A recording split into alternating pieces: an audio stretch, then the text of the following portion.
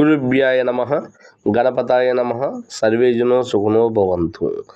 గణపతి అని మనం నామస్మరణ చేస్తూ ఉంటాం కదా. గణ అనగా ప్రజలు, పతి అనగా దేవుడు. ప్రజలచే పూజించబడే దేవుడు కాబట్టి గణపతి అనే ఒక నామస్మరణ చేస్తూ ఉంటారు.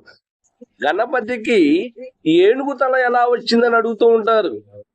అది ఒక శాప ప్రభావం వల్ల జరిగింది. ఆ యొక్క శాపం ఏమిటి అంటే, మందిరంలో పార్వతీదేవి స్నానం చేస్తూ ఉండగా ఈశ్వరుడు లోపల పోయే సమయంలో బాలుడు అడ్డగించడం వలన ఈశ్వరుడు ఆవేశంతోటి సంహరించినప్పుడు పార్వతీదేవి మరల ఆ యొక్క దేహానికి ప్రాణం పోయమని అడిగినప్పుడు ఏనుగు తలను పెట్టి ప్రాణం పోస్తాడు. ఏనుగు అనగా విజ్ఞానానికి సంకేతం అన్నమాట.